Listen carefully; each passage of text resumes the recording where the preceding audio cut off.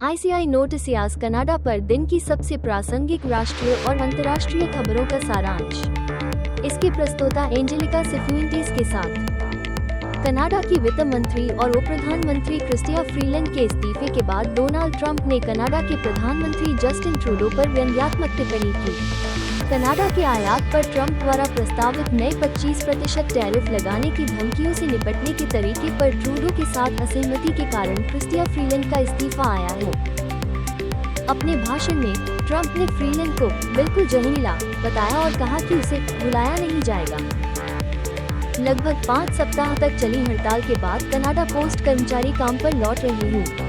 कनाडाई औद्योगिक संबंध बोर्ड CRB ने निर्धारित किया है कि कनाडाई union of postal workers CUPW और कंपनी के बीच बातचीत गतिरोध पर पहुंच गई है और उन्हें मंगलवार 17 दिसंबर को सुबह 8 बजे से काम पर लौटने का आदेश दिया है।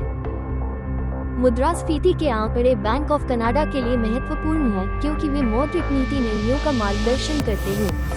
पिछले कुछ महीनों में कनाडा में मुद्रास्फीति नीचे की ओर रही है, जो जून 2022 में 8.1% के शिखर से गिरकर अक्टूबर 2024 में लगभग 2% हो गई है। मुद्रास्फीति में इस मंदी और आर्थिक मंदी के संकेतों के जवाब में बैंक ऑफ कनाडा ने अधिक लचीला रुख अपनाया। इसने हाल ही में अपनी बेंचमार्क ब्याज दर में 50 आधार अंकों की कटौती करके 3.25% कर दी है। कनाडा की कंजर्वेटिव पार्टी के नेता फिलिप ओलिवर ने हाल ही में ब्रिटिश कोलंबिया में अपनी पार्टी की उपचुनाव जीत का जश्न मनाया। इस क्षेत्र में लिबरल वोट के पतन पर प्रकाश डाला। ये जीत प्रधानमंत्री जस्टिन ट्रूडो की सरकार के प्रति बढ़ते असंतोष के बीच आई है, जो प्रमुख सहयोगियों से समर्थन की हानि और जनमत सर्वेक्षणों में दिखाई दे रही है, जिसमें कंजर्वेटिवों को उदारवादियों से आगे रखा गया है।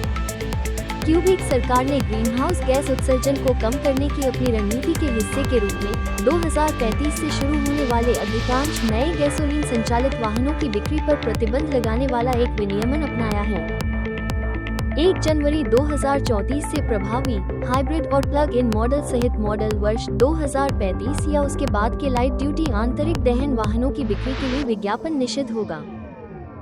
हमारे YouTube चैनल को सब्सक्राइब करना न भूलें और Facebook पर ICI कनाडा के नाम से हमें फॉलो करें। सबसे महत्वपूर्ण समाचारों और गहन विश्लेषण से हमेशा अपडेट रहें। हमें अपनी जानकारी के विश्वसनीय स्रोत के रूप में चुनने के लिए धन्यवाद।